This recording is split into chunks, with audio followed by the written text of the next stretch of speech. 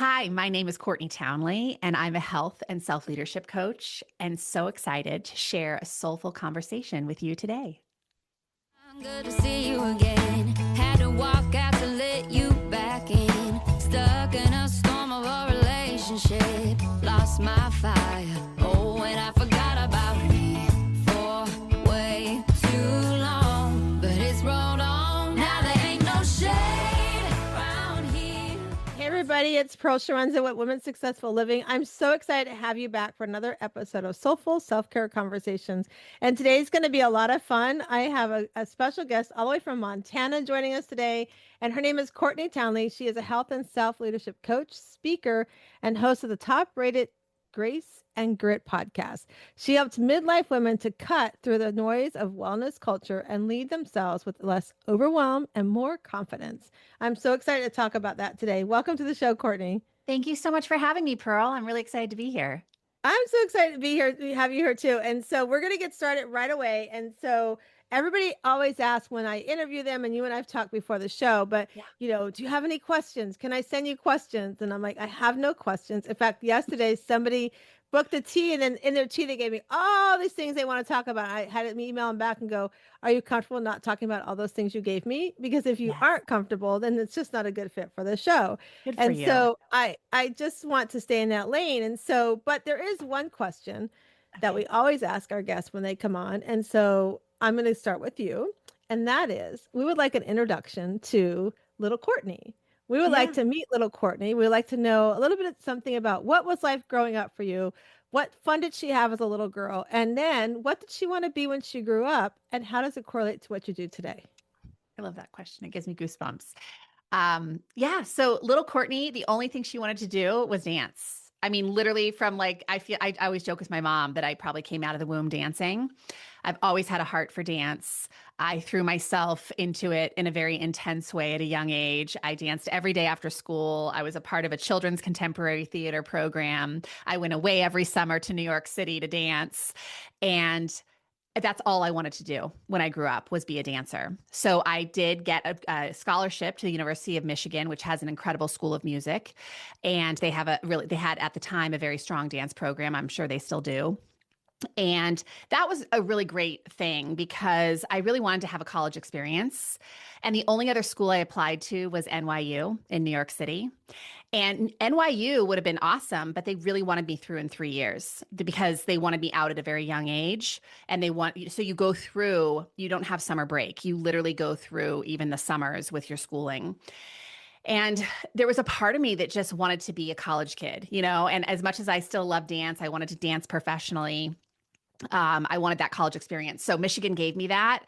And my sophomore year, I got a phone call from Peter Sparling, who had a dance company in Detroit. And he asked me to become a company member. So I was able to be a company member in a dance company while I was in college. And that was awesome. But then, you graduate and you have to get really honest and radically honest with yourself about how you're going to make a living, because dance at the time, and probably still, is not super lucrative. I had bills to pay. And so someone suggested to me that I go to a Pilates school, get a skill set to teach other people how to move their bodies. And maybe I could do that on the side as I continued to pursue my dance career. So I'm telling you that because that really opened up a whole new world to me. I had no idea I could teach movement as a career, and I just loved it so much. And the company that I ended up studying through was called Stop Pilates. It was in Toronto, Canada.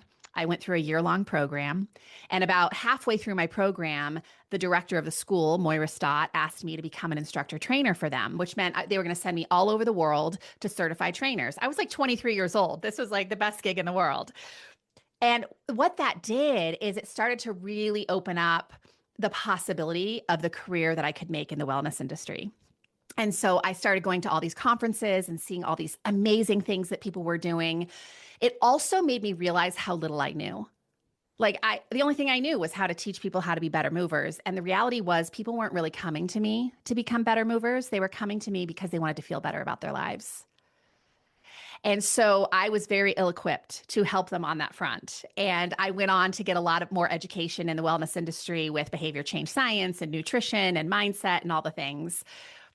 I fell into fat loss for about a decade, which was really interesting because it combined nutrition and movement and mindset principles.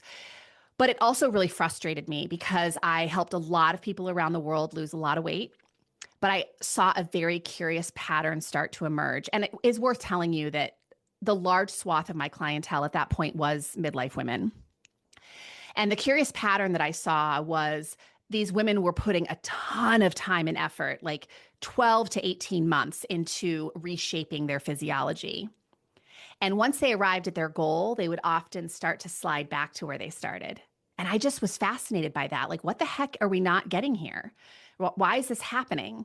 And what eventually became clear to me is that anyone can follow a list of rules and regulations, right? Anyone can check the box of instructions. But if you are not simultaneously changing the identity associated with that change, you're going to identify with who you've always been. And who you've always been will dictate behavior. So you will head back down a slippery slope if you don't do that identity work. So I learned more about that. I learned a lot more about just emotional capacity. And I really started to see that, honest to God, the women were coming to me to lose weight, but they were really coming because they had so much of what I call integrity pain in their life. And integrity pain is just that really honest and true internal friction that comes from living your life misaligned with what you really want. So they were in careers that felt really flat to them. They didn't like who they were or how they were showing up for themselves or the people around them. There were just bigger issues at hand than diet and exercise. So that really led me to the work that I do now. Like, it's so hard to label what I do, but I do call myself a health and self-leadership coach because I am immensely passionate about the health conversation. But I'm also specifically passionate about expanding that conversation because we've been cramming it into this tiny little box of diet and exercise for so long, and it is so much bigger than that. And so I help women to redefine what health is and also the approach that they're using to attain it. I'm sitting here like I'm taking all kinds of notes, not just for like the show, but notes for myself. And if you're listening to us and you are joining us for the first time, I want to remind you to like and subscribe below. Make a comment and share this out to your friends if this resonates with them. And if you're driving, don't worry about it. Just turn the volume up and you can come back and watch us on YouTube or all the podcast channels. But you said so many things that resonate with me because it's a lot of sort of like my journey and a little bit in the ways that I like what you talk about, the dance. Like, you're right. I have friends that are in the artist industry and they're like, they're not making money. Like, I've just coached a young girl from a nonprofit I'm working with. I'm like, so what's your dream job? And I want to be a musician and all, all this artist stuff. And I'm like, okay, that's a great dream job to have. And we got to talk about how you're going to pay the bills because we all know it's hard to break into that industry and it's maybe not always the right industry for you. So we were identifying some of that, I'm like, it's your passion. Definitely go after your passion.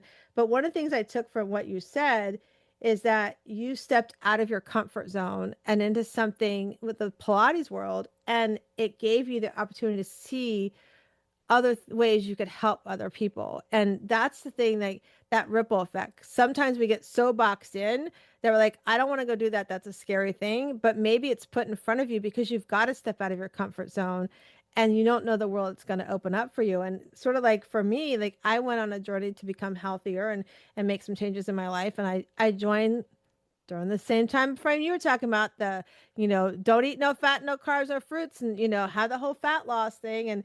And while I was in there and coaching and talking with my clients, I was always, well, tell me why you had the cupcake or tell me what was happening. Right. I want to know the emotion behind the choice you made because, like you said, the integrity pain, there's something there that's happening. Where the owner of the clinic that I trained for and worked for, she'd gone away on vacation. So I covered her calendar. When she came back, nobody was on her calendar. And she's like, what happened? I'm like, I don't know. And as we started deciphering it, it was because I was talking to them about what their pain point was that led them down to what they're doing and also why they were coming to do the program. Where if you went to her, you thought you were going to the principal's office. You thought you were getting your hand slapped, right? And I love what you said because it's the identity work. Because I would never forget, I love this story about one of my favorite clients. she came in to work with me, and I'm like, I would weigh them and I would measure them, and the whole thing would have a weekly coaching one-to-one, review their food chart and everything. And so when she first came to me for her first, and this is what I did with all my clients, I was like, okay, this is great. I'm glad you're here. Like, let's talk about why you're here. Like, I want to know why you're here. And I hadn't like measured her or weighed her. I went through her health profile. We identified, what things she might have challenge with and stuff. And I was like, so what happens when you lose all the weight? Like, what's your goal, right? I wanted to know what the goal was. And she said, I've been divorced for 10 years and I want to meet somebody. I'm like, okay, so let's start there. And she looked at me, she says, what's that got to do with my weight loss? I go, everything to do with your weight loss, because it's the emotion you're feeling inside that's driving you to be here. But if you come here, how are you going to sustain it? What if you don't meet that person? And so the funny thing was, like, we got done, and I gave her first homework assignment for the week. And she called one of her friends that had referred her to me. And she's like, you didn't tell me that I was going to go in there and have a therapy session, because I was like, when you come next week, I want to know, what does the person that's going to come into your life, I want to know what he looks like. What does he do? Was he married before? What are his ethics? Do you want him to have faith? And she's like, really? I'm like, yeah. And so once we finished it, then I weighed and measured her, right? So fast forward, she's coming every week, and I give her new homework. Okay, now you're going to draw a picture of him. What's he look like, right? So finally she graduates off the program, and I coach her, afterwards. And I happen to be in the grocery store, and she's like, oh my God, Pro, I need you to meet somebody. I ran into her at the store, and this man walks around the corner and looked exactly like everything we drew, everything we had done together. And she introduces him to me, and I'm like, I met you before. And he's like, what? And I'm like, ask her to tell the story about what led her to you. And he's like, really? And so later she called me. He's like, he thought the story was so funny how I was going to a weight loss coach, but I was really looking for, I'm like, well, it wasn't that you were coming. Yes, the great result was you lost weight and you've maintained it and you're doing the things you're supposed to do to maintain it, but you became happy. So therefore you were happy in your skin. So you didn't go back to some of these old habits you were doing that you were trying to, fill the gap, fill the void, with. And so I love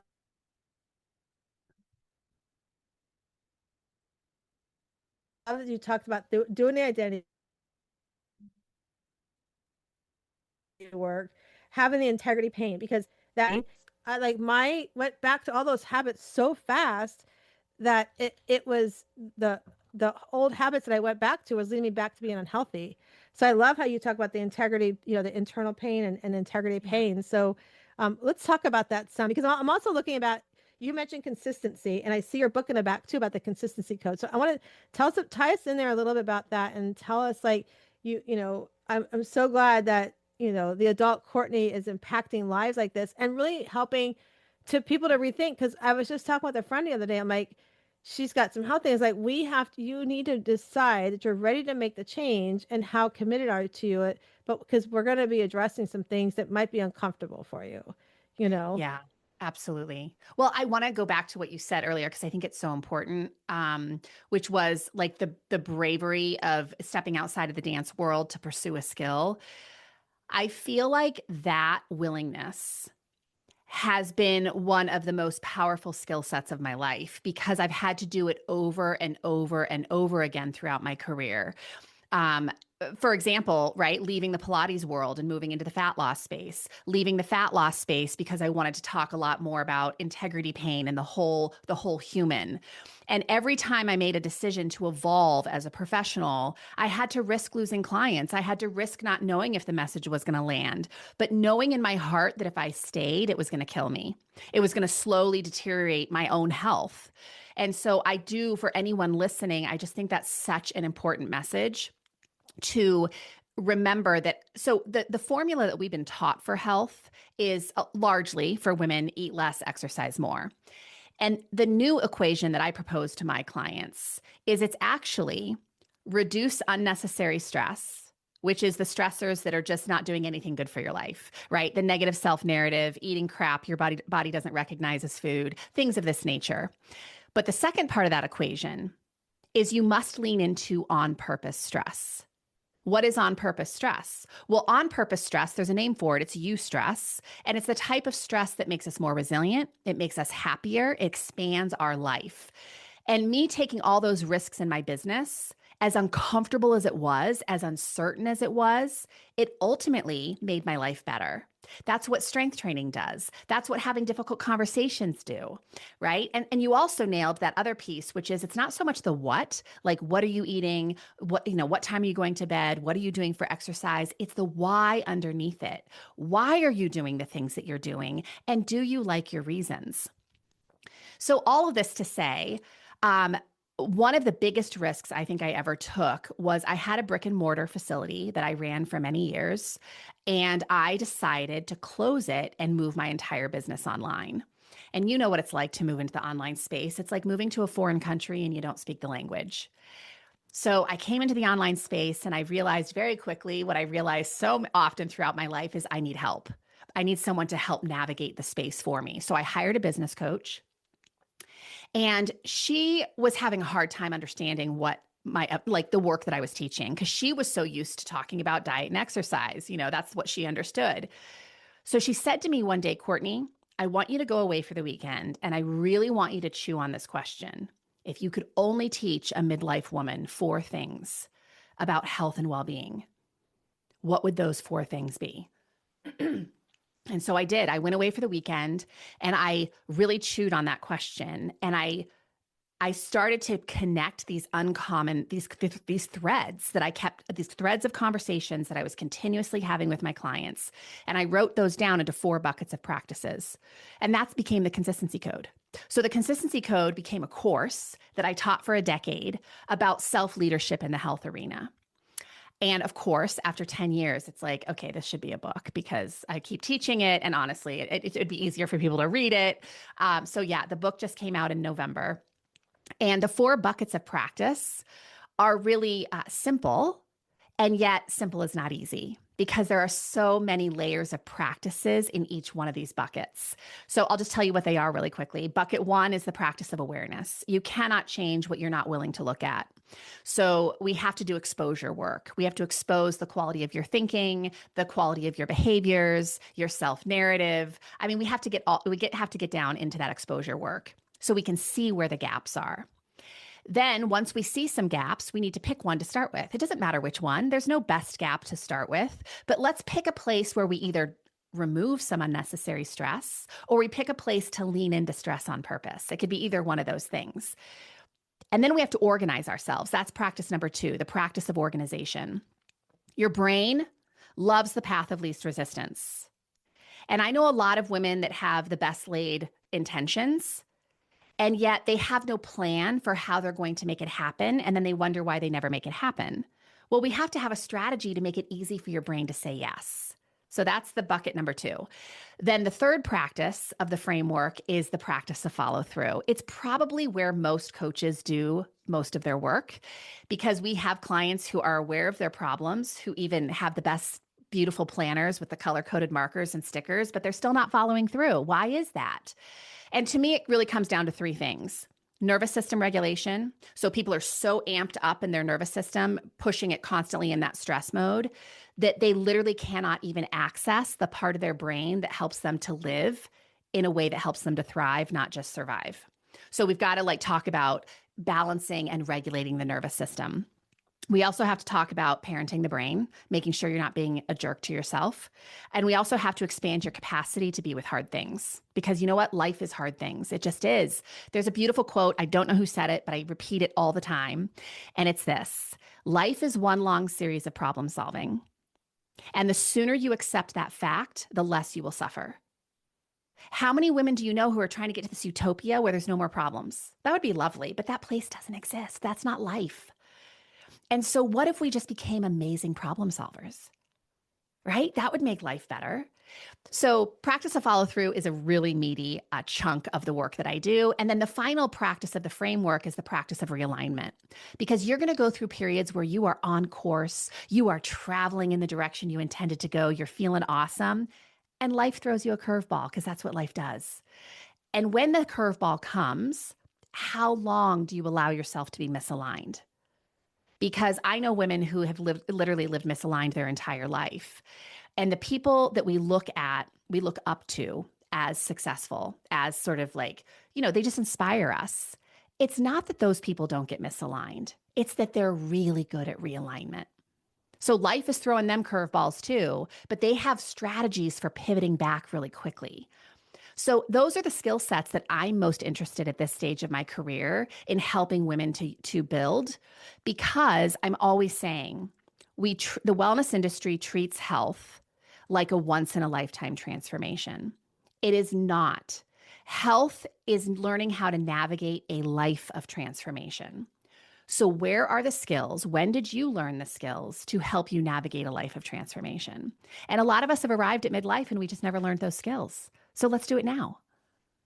Oh, I am just like you that quote. I think we're going to put that on our newsletter because about the health, because it's so true. It's not a one-time thing. And you're right. Things are going to happen. I mean, things will happen. It's not, if life was perfect, we wouldn't have, I mean, I always tell everybody, if life was a remote, I mean, life could be so different, right? You can't rewind what's happened. And I mean, it's so true. Things come up. I mean, you make moves, you move out of state, you have a big move. You have like us, like when we had the loss of our son for almost 4 years ago, it was a huge pivot of life. Talk about realignments, like, okay, this is like there was a four of us and now there's three of us, and how the whole navigation. So, and then that affects your health because the stress, like you talk about the stress and the brain, the whole part of the brain, and like it's like wow, it's like, and I literally tell my friends, I go, there literally is the day before and the day after. I said, I can just tell you there literally is. And so how you navigate that, and like, excuse me, last year I was like, I'm going to learn how to, I've got to embrace the grief and joy together. Because at the start of it, it was like, okay, I'm going to hang into the grief, still try to work and, show up, which I was doing the best that I could, the best that Sure, my of course. body could allow, right? Then the next year I was like, okay, I'm going to lean more towards joy, but then the guilt would bring me back because it's like, am I forgetting him? And still those thoughts go. I'll find days I'm like, I'm doing really well, maybe haven't thought so much about it. And also I'm like going, ooh, it pulls me back going, I didn't forget you, but I'm learning to live this life the way it's been handed to me. And so last year I was like, okay, I got to figure out how I can honor and let them both come together and have a joy and grief day if I have to, or and so it didn't hit me until probably March of last year because my youngest turned the age that my oldest was when he passed at 25. And so it was like, and I went in from December to January going, I got this. It's cool, Yeah. they'll be the same age, whatever. And I didn't realize how much I was quietly, without seeing it, letting it hold me back from being Mhm. successfully moving forward. Right. So about March time, I'm like, okay, you got to figure this out and you got to honor the fact that you're going to have those days that, you want to wallow in your grief, but allow yourself. I started setting boundaries around it. Okay, I'm going to allow myself when the grief comes up, I'm going to give myself 20 minutes to sit in it and, hang out with it, honor it. And then I'm going to be like 20 minutes. Like it was just like a number that came in my head, 20. Well, I don't know why. I would set an alarm like, okay, it's time to get up. Come on, you got to move, because I have met people that no matter what, whether it's grief or something happens in their life, they sit in that and it holds them back. And I'm like, I can't sit and let what life go by and not be involved in it. That's, first of all, it's not who I am. It's just not my personality, and it's never been my personality. Yeah. But I have to, like you said, like have that realignment piece of it. Like, how do I realign myself? Excuse me. And I also like, I love the 4 steps, especially the awareness piece, Mhm. because that's so why I do my retreats. Like my Yeah. retreats, it's like, let's sit down, let's, come in, let's honor, where you're the reducing your stress and the stress on purpose really like really lean into me too, because that's when I sit in my retreats with the ladies that attend. They walk in the room with all the stress on them and they show up and we do this really cool exercise. And I'm not going to say what it is because it'll give secrets away to the retreat, but Yeah. it involves people outside of the retreat that are close to them and Oh, they become involved. And so it's a moment that they can be like, oh, let me take that armor off because they don't want me to wear that title. oh, They don't wow. want me to show up as the mom all the time, right? They want me to be who I'm supposed to be. And so I think, generationally we get told, especially for women, You have to be the nurturer, but you don't have to be the nurturer. You can be nurtured, and you can Yes. allow yourself to say, I'm going to walk away from nurturing anybody and just concentrate on me. And so that's when we get done with the retreats. It's so fun because my retreats are so transformational. We have people close up their businesses and start something new. Like we talk about like leaving a plot. It all leads to something. And people go, but why? And I'm like, we don't know the plan, but if you lean into the plan, if you lean into what's there and it feels right, just go for it. What's the worst that can happen? It didn't work out. That's the worst that can happen. But you can say, I tried it. Yeah. I stepped into it. I loved a little, like, what did you like about it when you leaned into it? You could take things away from it. What did you learn from it? You know? And so I think I love what you said about, and then the organized self. I mean, I'm always working on that one. I think we all are. Yeah. I feel like, oh, but what was interesting is what you also said with that is if we don't organize ourselves, then the follow through can't happen because 100%. it's funny because people start at the beginning of the year, this is what I love. I hate vision boards in January. Yeah. I do them in October because Mhm. for whatever reason, we get in this mindset, oh, it's January, I have to start it. Well, what if you put it together in October and during the quiet downtime of December, November, you've got some time to start working on it and you implement little pieces when it's not so busy in your world, Yeah. and it can make a big, big difference. And that goes into the realignment. So I love Yeah. the code and the consistency part of that. Well, and the other thing about all of it, and especially like the organization piece and even the awareness piece, is that at midlife, we are quite literally losing resources on a physical level. So when estrogen and progesterone leave the party, we are less able to temper cortisol. So our tolerance for stress starts to diminish. That is a beautiful thing. We get really mad at it. We tell ourselves our body is failing us, that why can't I just get back to where I was?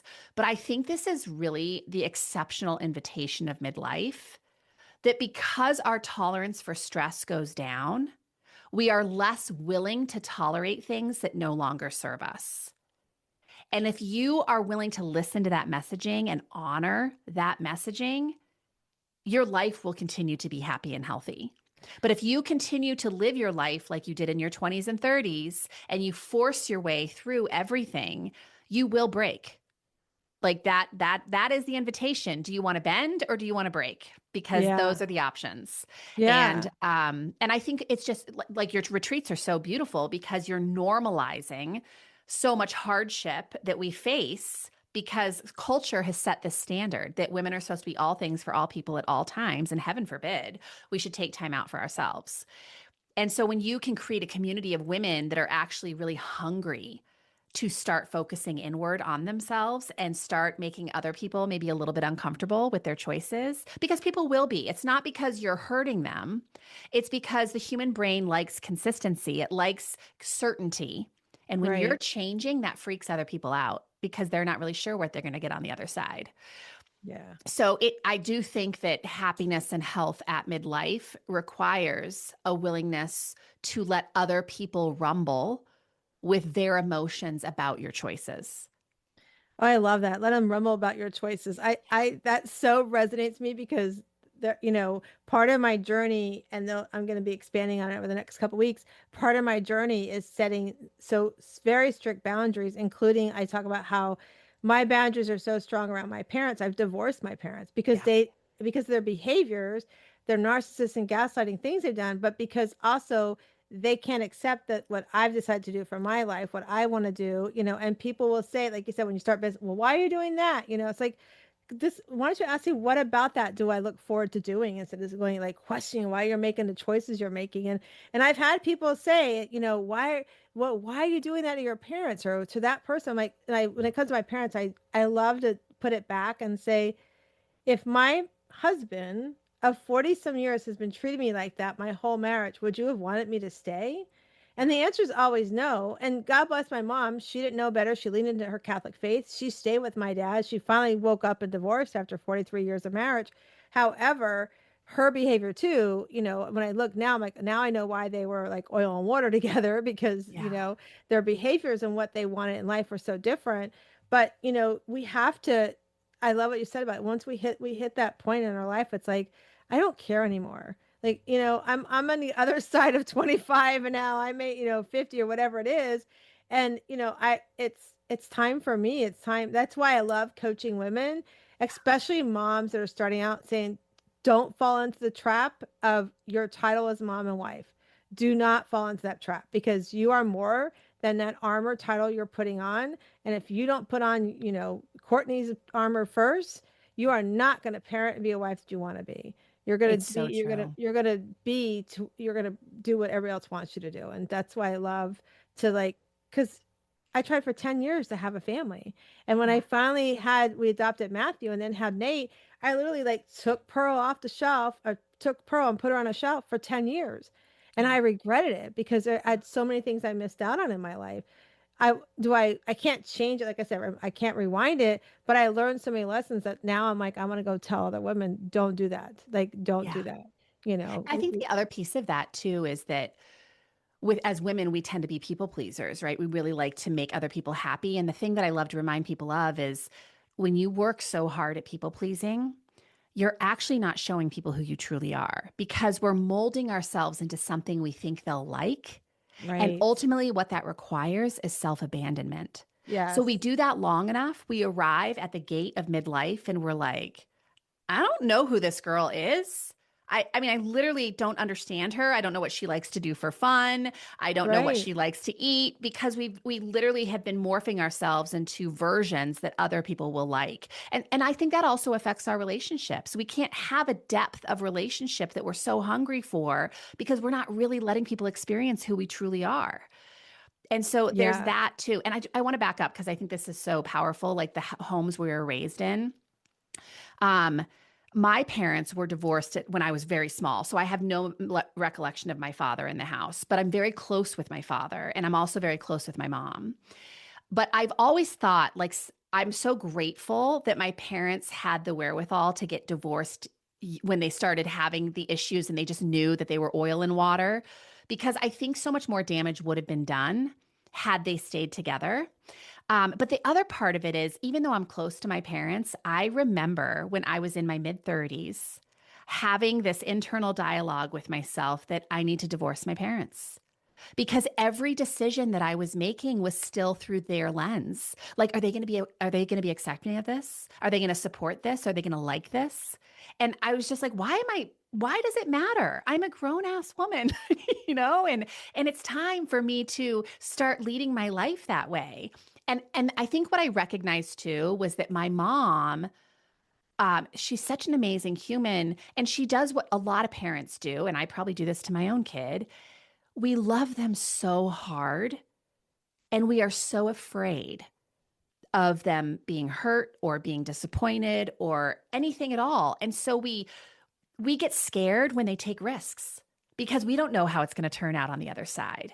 And so I try really hard with my own kid to let him fail and let him make mistakes and let him lead in that way, because I struggled with it so hard for the first 35 years of my life, of that everything I did had to be approved by my parents. That's a great point. It reminds me of a conversation I had with my mom one time. We were, I don't know what was happening, but she said something, and I said something that to her that she didn't like. She was like, "You can't talk to me that way," and she was being disrespectful to me. And I kind of Yeah. was like, telling her, "You can't talk to me that way," or something. And she's like, "I'm your mother." I'm like, "Mom, yes, you're my mother. I'm going to honor you that, but I'm 50 some years old. I'm a woman who deserves respect. And if you Yeah. can't give me that respect, like any friend I would tell or any other women I would met, you're not allowed to speak to me that way. You're not allowed to treat me that way." So and that little girl is like, it's like going, you're talking back to your mom, but I mean, I think the good thing for me, and you're right, for women, my people pleasing started really, really early, like third grade, because Oh, yeah. my mom had gallbladder surgery and I had to stay home from school. So I was always, and it's all they knew. So I can't blame them. That's all they knew as a parent. And so, I had the oldest child syndrome. You're the oldest, you're the oldest, like, and right now, like at a nonprofit I work with, I often sometimes will hear somebody say, "Well, you're the oldest." I'm like, don't put that, don't put that on them. That's not, No. no, let them be the kid they want to be. And so, when at 17 years old, when I graduated high school, I moved out because I was already paying, I was gonna, my parents said, you're going to pay rent. I was already paying my car payment, my insurance. I literally was working. I'd come from high school and I'd go straight to work till 11 o'clock at night. So I was doing everything to be out of the house because I did not want to be in that environment. Yeah. And so at 17, I moved out. So I was like, I'm moving out because my dad's like, oh, you're going to pay rent and oh, you have a curfew. I'm like, I'm going to pay rent and have a curfew. I'm going to go get my own apartment and make Yeah. my own little rules. And that's what I did. And that's the best thing I could have done for myself because it totally put me in a place that I had major growth. I started really going, this is what I want. This is not, I knew the relationships that I didn't want. So when I would start dating, I was like, and I love that my dad did 3 tours in Vietnam. I hate that he had to do it, but I so Yeah. appreciate servicemen and all that Of world. I have course. nephews that are fifth generations, but I watched my mom grow up in that world. And so if I would date, I'm like, thank you so much. It's not a world I can be. I don't even want to open my heart to that world, So I knew what my boundaries were young at 19. So I was like, yeah, I'm not doing that. But like what you said, to go back to what you said, we don't when we hit that 50 years old or whatever, that midlife, it's like, no, I literally, that's who I was. You described me. Like, who am I? What do I want? Like, what am I doing? Yeah. I took an identity and destiny course, Courtney, when I Yeah. started my coaching career. And at the end of 6 weeks, I had to give my I am statement. Yeah. I still was saying I was a wife, mom, and everything first. Yeah. I walked out of that course. A friend said, where have you been for 6 weeks? I'm like, I don't know, but I'm going to go figure it out. And that's when I went on the journey to say, I'm done people pleasing. I'm done. I hate it. Somebody asked me last night, a young girl asked me, Pearl, I see you always wearing pearls. Is that because of your name? I go, funny thing is, no, I didn't start wearing pearls until 10 years ago because I hated my name growing up. So I said I stepped into identifying who I was. And now it's like, you won't see me without some set of pearls or pink on or whatever, because that's Yeah. who I am. And so it's so important for women that are listening to us and watching us to understand, don't wait till your midlife. Like, ask yourself, who are you? What do you want in life? And if you're not sure, like, reach out to Courtney or I and let us guide you, because it's never too late to start. Even if you're 60 years old, 65, whatever, it's never too late. You don't know when your dash is going to end. So why not start doing things you like? It reminds me of the story. I don't know if you ever heard of there was a product, and you might have heard it from your days of the weight loss world. It was called ice chips. Had you heard of? Do you remember ice No, chips I don't by remember chance? ice chips. Oh, it's a cute story. So these little ladies, they were retiring and they were like, we do not want to sit in the front porch swing crocheting. Let's figure something out. And they had been on a health journey and they wanted something, some sort of candy that was good and safe to eat that Yeah. didn't have a lot of sugar. So Okay. they decided to take and they melted stevia, I think it was. I don't know exactly what was in it, but if you look up, it's called ice chips. And I think they were on Shark Tank at one point. I can't remember. But they took it and they melted it down, and so they had this square like little thing. And they're like, well, what do we do with it now? Because you can't eat it. It looked like a big chunk of ice, right? You can't Right. eat a chunk of ice. They literally took a hammer and went pow, and it broke to pieces. Like, oh, ice chips, and they tasted it. And it was flavorful, so they added flavors, and they Yeah. start selling them. And it's really really good. I don't see it too much anymore, but it was so good. And it reminded you us talking about that reminds me, like, they were in their 60s. And they're Yeah. like, let's go do something that's not the norm of crocheting our life away. So it's never too late to get started. It's never too late. My mom this year, so I'll be 50 next year. So I'm in my 49th year. And last week was my birthday, and my mom gave me this card. And she's 78 now, my mom. And in the card, she just wrote, I look at you and there's a part of me that's so envious of the way you've lived your life. And every step of the way, she wanted to hold me back, right? She didn't want me to Mm, travel through Europe on my own. She didn't want me to go to school in New York. She didn't want me to, and not because she didn't want that for me, but because she was so scared. And I think right. for her to see what I developed into because of all those experiences and how grounded and satisfied I am with my life, she's just like she's in a position now where she can be like, "Oh, I see." Yeah, good And for her that's to that's so sweet yeah. that she said that to you too, because oftentimes we don't say those things that, our kids need to hear and we need to hear and we Yeah. want to feel. So I love that she did that for you. That's so Me sweet. too. It meant a That's lot for awesome. sure. Well, this has been so much fun, and I want everybody to know how to reach you. So share out to everybody, and we're going to put in the show notes and everything. What's the best way they can reach you? And if you have anything you want to promote or offer up, go for it. Yeah, I mean, the best place to reach me is my website, graceandgrit.com. And I would just say if people really are hungry for more, the best place is to get the book, The Consistency Code, because I think everything that we've talked about and so much more is baked into that book. Um, and the feedback's been really great. So I just think it's for women who are just really tired of hearing the same stuff all the time around health, and you really are hungry for a different path. This might be a really great book for you to read. I love it. And so go grab it. We'll put everything on the show notes so you guys can reach out to Courtney as well. And so before we let Courtney go, we did let her know before the show that we're going to do our Better Questions, Better Life. And if you're new to the show, these are fun cards that my two really good friends, Diane Allen and Carol Gill, they're best friends. They created, I think it's 77 cards all told in a box. So I get no affiliate, no kickback, but go to betterquestionsbetterlife.com and get them. There's 77 different cards that have different questions to ask yourself. You can meditate on them, you can journal on them. My son actually took a deck with him to heaven. So, because he loved the cards. So, that's how much I love these cards. So, I'm going to shuffle them and you're going to tell me when to stop and then we'll read the card together. Ready? Okay. Here we go. Tell me when to stop. Stop. Well, it's not the same card we thought it might Oh, be. It wasn't. All right. This one says, how will I connect my heart's desire today? yeah.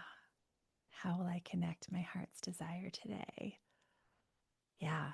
I think for me, it's always about like putting my hand on my heart to remind myself what's truly important to me because the world is constantly pulling me away, right? Telling me that this is important and this is important and this is important. And for me to just return to my hand on heart and just say, no, this is important.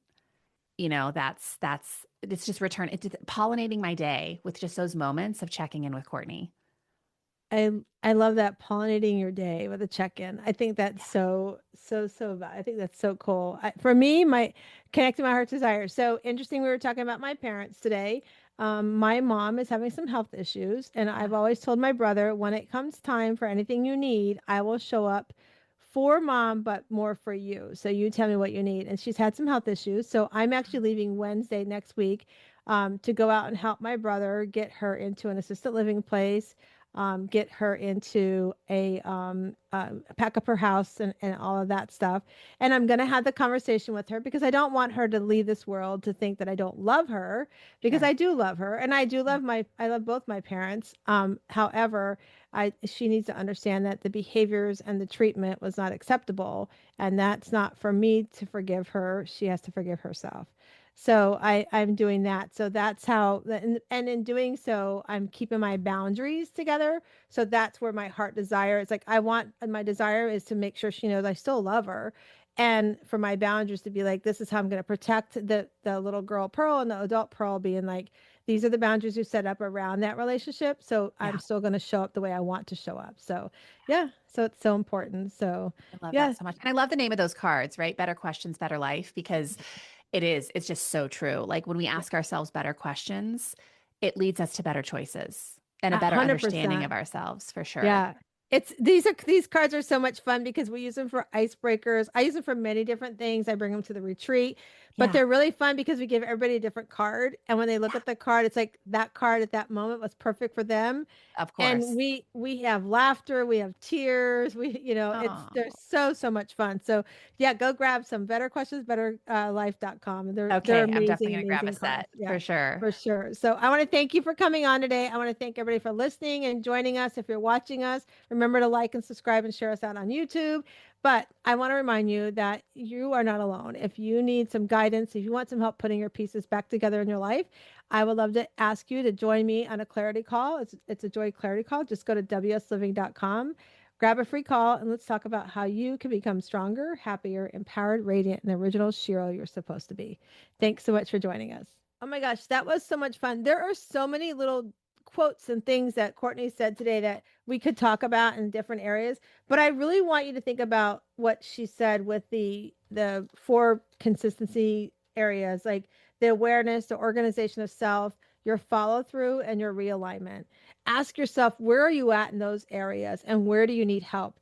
Because you're not alone. And sometimes asking for help is the best thing you can do to get you started on that pivot, on that ripple effect, on that stepping out of the fear, coming out of the box and doing something different. And coaching world is no different. We, as a coach, I love helping women find the pieces that are sort of like that puzzle all over, but you need help putting it back together. And so if you want some more help with that, if you want to learn more about what that looks like, definitely go to wsliving.com. That's wsliving.com and join us with a clarity call. Let's hop on a call and talk about what brings you joy, what pieces are you feel like need put back together, and let's create a roadmap for you. I'd love to help you. So go have an amazing day, and thank you for being the amazing Shira you are. Have a great day.